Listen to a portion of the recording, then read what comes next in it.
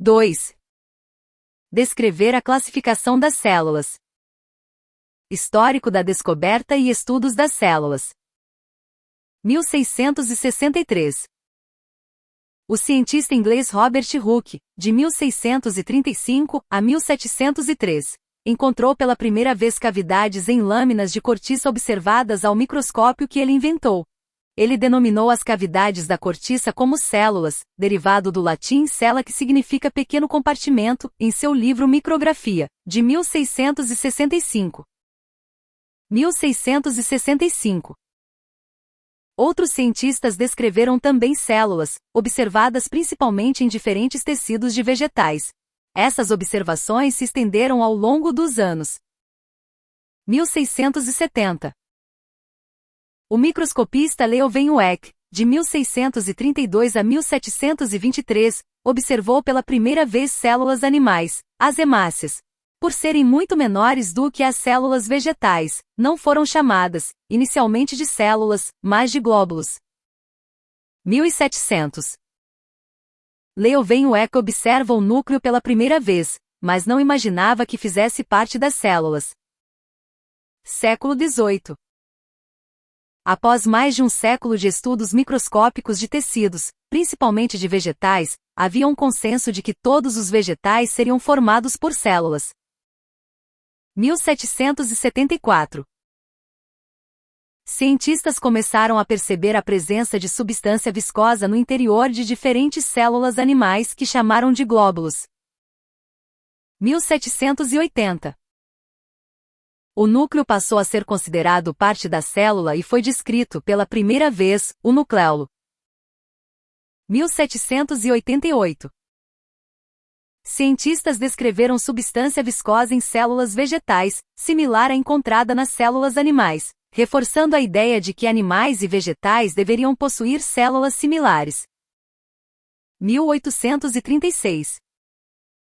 É reconhecida a presença de núcleo em todas as células humanas, exceto nas hemácias. 1839.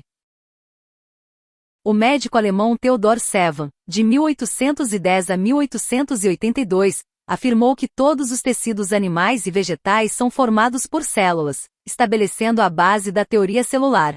Ele afirmou ainda que as células teriam uma atividade plástica e outra metabólica. 1860. A substância viscosa recebeu o nome de protoplasma, levantando a ideia de que estaria presente em todos os organismos.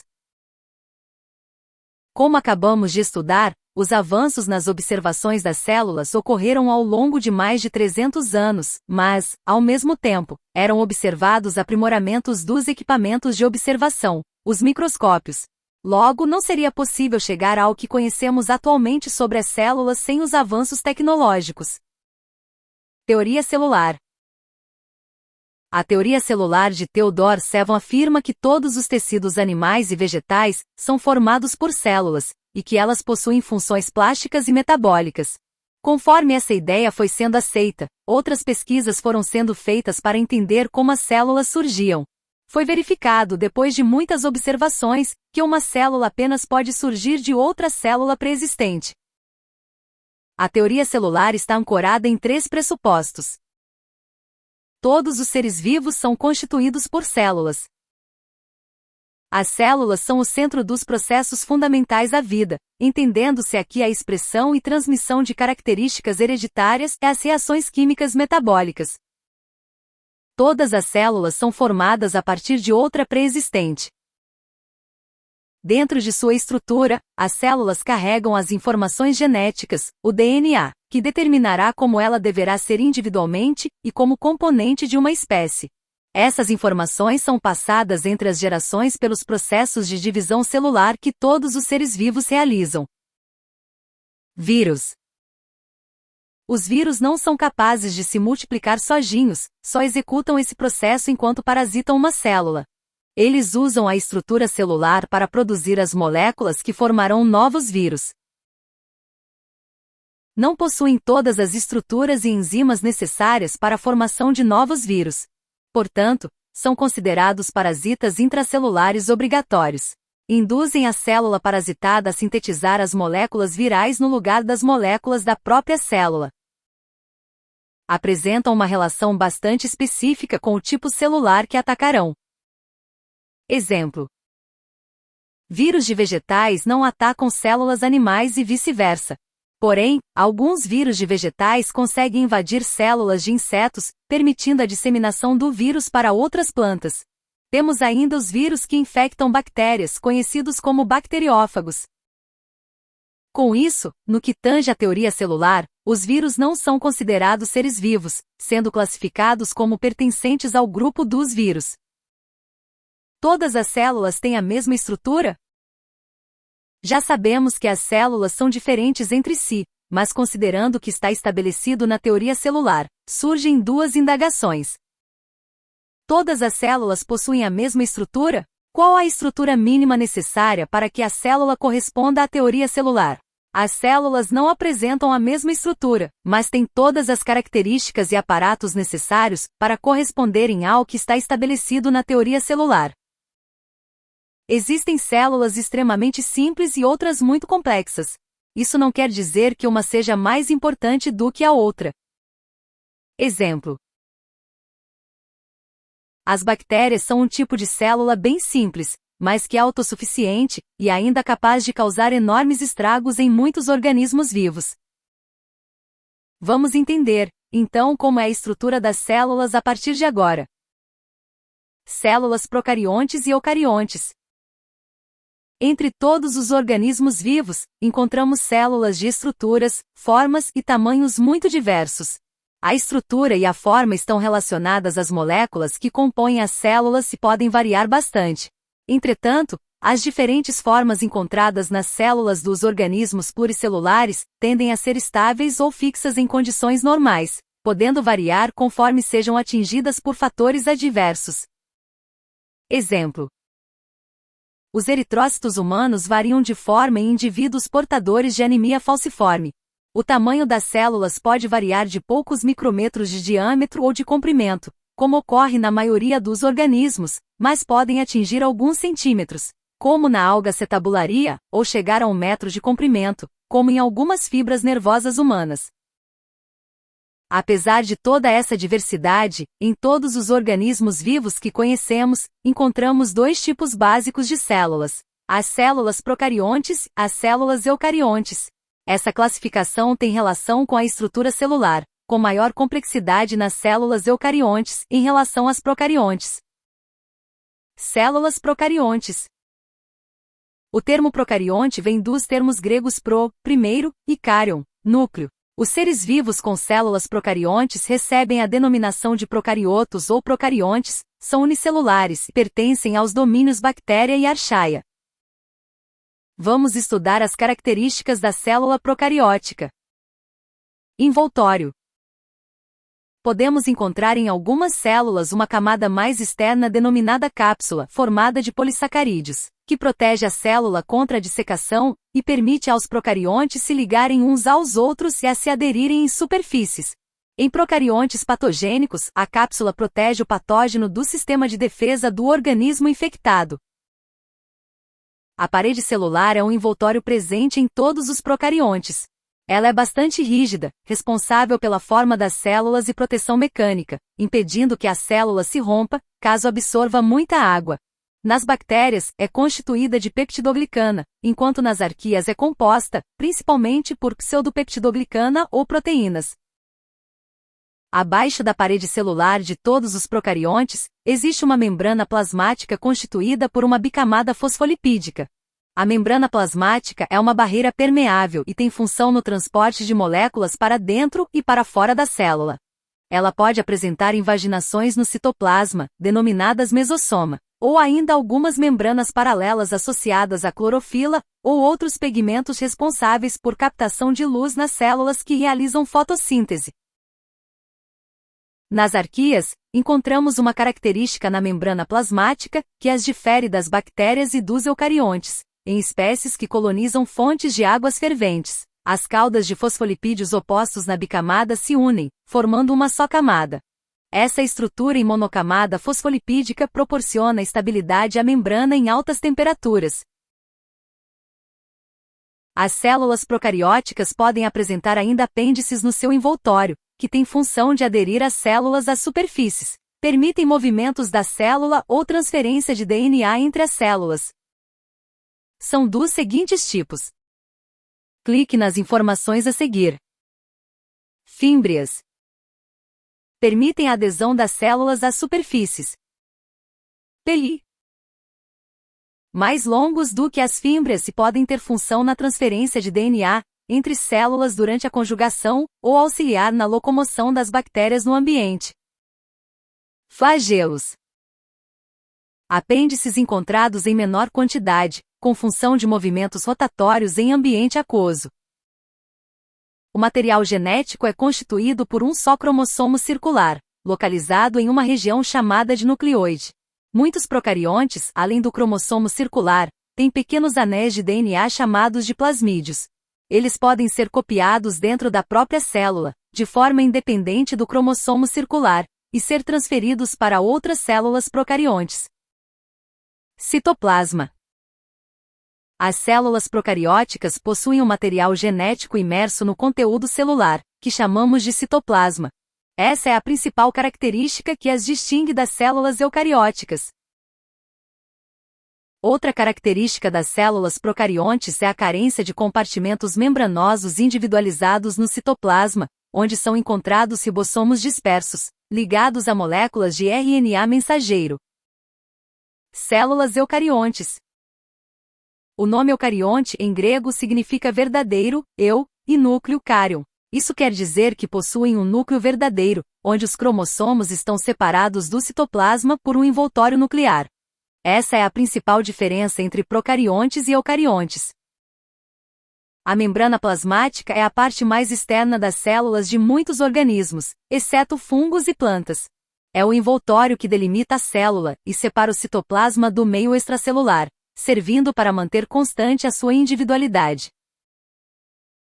Apresenta entre 7 nanômetros e 10 nanômetros de espessura, podendo ser observada em eletromicrografia como duas linhas escuras separadas por uma linha clara.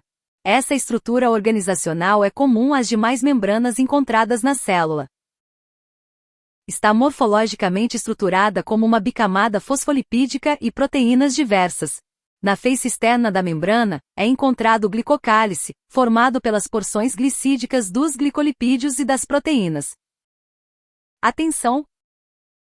A parede celular está presente nas células vegetais, sendo uma das principais características que as diferenciam das células animais. Seu principal componente é a celulose. Nos fungos, as células também possuem parede celular, porém o principal componente é a quitina. A parede celular é um componente de resistência mecânica do envoltório celular. Citoplasma e núcleo.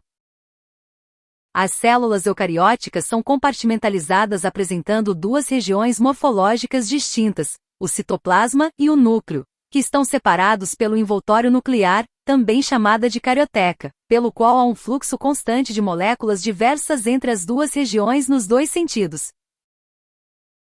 No citoplasma dos eucariotos, encontramos organelas membranosas como retículo endoplasmático, mitocôndrias, lisossomos, peroxissomos, aparelho de Golgi, além de substâncias diversas, como grânulos de glicogênio e gotas lipídicas. O espaço entre essas estruturas é preenchido pela matriz citoplasmática, que também é conhecida como citosol. A matriz citoplasmática é composta por água, diferentes íons, aminoácidos, precursores dos ácidos nucleicos, enzimas e outras moléculas importantes para o metabolismo celular. Ainda possui microfibrilas e microtúbulos responsáveis pela movimentação citoplasmática.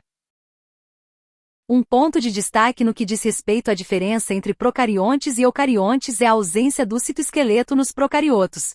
Em eucariotos, o citoesqueleto tem como função os movimentos e a forma celular que, muitas vezes, é altamente complexa. A morfologia simples apresentada pelos procariotos, normalmente esférica ou em bastonete, é mantida unicamente pela parede celular, que é sintetizada no citoplasma e agregada à face externa da membrana celular. A diferença mais marcante entre os dois tipos é a pobreza de membranas observada nos procariotos. O citoplasma dos eucariotos é subdividido em compartimentos membranosos e microrregiões no citoplasma, com diferentes proteínas que executam funções especializadas. Enquanto os procariotos são sempre organismos unicelulares, os eucariotos podem ter organização pluricelular, formando, assim, seres ainda mais complexos. Na organização pluricelular, as células não trabalham mais individualmente e sim em conjunto, cada uma adotando funções específicas para garantir o funcionamento ideal do organismo. As células tendem a se especializar de tal forma que passam a depender do funcionamento das demais, visto que o papel de cada uma é altamente específico. A própria morfologia celular está relacionada ao tipo de função que a célula vai executar. Nos organismos unicelulares, o formato da célula tende a favorecer uma dinâmica compatível com o seu tipo de deslocamento no meio e forma de nutrição. Nos pluricelulares, a forma depende da função a ser executada e da pressão exercida por células vizinhas. Notamos que não há uma forma padrão de célula, tudo depende do modo como ela interage com o meio e com as células vizinhas. Entre os componentes citoplasmáticos, merecem destaque os cloroplastos e o vacúolo, duas organelas exclusivas das células vegetais. Já o centríolo é uma estrutura presente nas células animais e ausente em células vegetais. O núcleo dos eucariotos é individualizado por uma membrana, chamada envoltório nuclear. Este envoltório tem papel importante na compartimentalização dos cromossomos e na separação dos processos de transcrição e tradução durante a síntese de proteínas. O núcleo, portanto, abriga o material genético das células, representado por um número de cromossomos que varia de acordo com a espécie.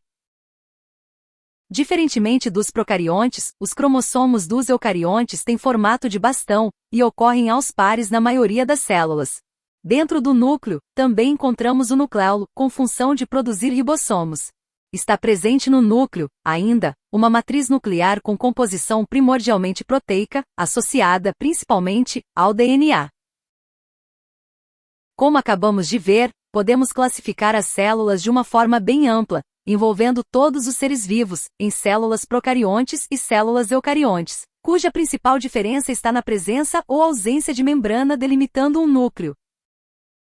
Entre as células eucarióticas, é possível diferenciar células animais de células vegetais e fúngicas pela presença ou não de uma parede celular, e pela constituição dessa parede. Os componentes citoplasmáticos e nucleares estão envolvidos em processos metabólicos e de expressão gênica. Todos serão vistos em detalhes mais adiante. Evolução dos microscópios. A especialista Sheryl Gouveia Almada fala sobre a evolução dos microscópios ao longo do tempo e o impacto no estudo das células. Olá, eu sou a professora Sheryl Almada e nesse vídeo estudaremos a evolução dos microscópios e sua importância para o estudo das células. Alguma vez você já se perguntou como alguém pensou em criar um equipamento para visualizar algo que não conseguimos enxergar com os nossos próprios olhos? Pois é, esse interesse da humanidade em conhecer o mundo em que vivemos já despertava a curiosidade de alguns estudiosos da antiguidade sobre esse assunto.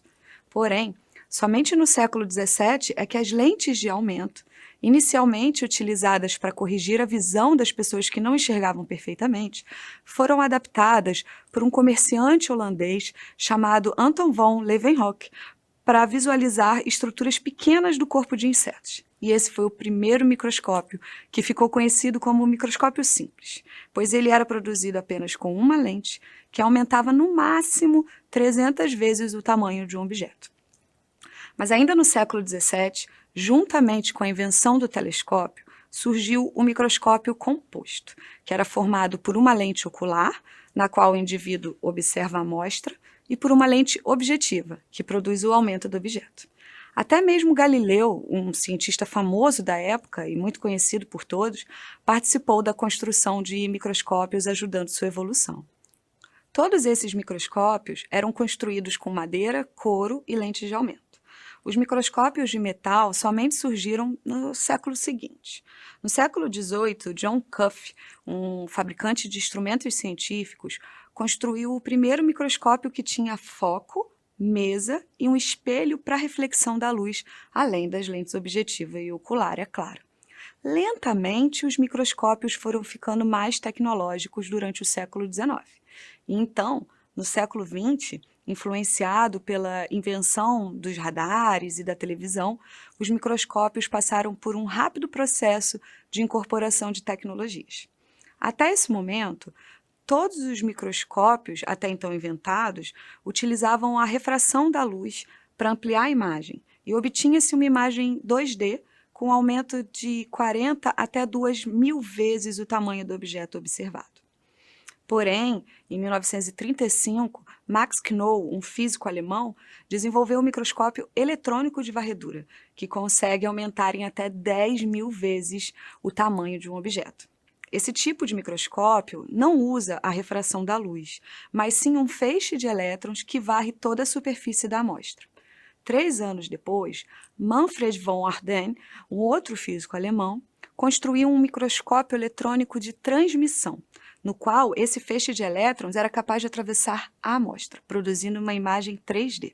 A partir da década de 90, a tecnologia dos microscópios evoluiu bastante e, além dos microscópios ópticos, nós temos os eletrônicos de varredura convencionais, de baixo vácuo, criogênicos, focados em íons, de varredura ambiental e a baixa voltagem. Ainda nessa época, foi inventado o microscópio de força atômica, que investiga amostras atômicas. A formação da imagem do microscópio eletrônico de varredura foi provavelmente o desenvolvimento mais importante ocorrido na microscopia no século XX, introduzindo um novo conceito de visualização de microestruturas. Você deve estar se perguntando sobre qual o melhor microscópio. O melhor microscópio é aquele que combina aumento, resolução e contraste da melhor forma para cada tipo de amostra. Nem sempre o microscópio mais tecnológico é o mais apropriado para determinada pesquisa ou investigação. Bom, acho que já deu para perceber a importância desse instrumento para o estudo das células, não é? Sem os microscópios, jamais poderíamos observar os tecidos, suas células, suas organelas e as estruturas normais. Assim, nós não seríamos capazes de identificar anomalias nessas estruturas e nem de desenvolver teorias sobre a fisiologia, a biologia molecular, entre outras. Eu espero ter contribuído para o teu aprendizado. Até a próxima! Aprendizado. Verificando o aprendizado. 1. Considerando o que está determinado na teoria celular, identifique, entre os organismos a seguir, os que não são considerados seres vivos. Vírus, bactérias, fungos, algas, protozoários.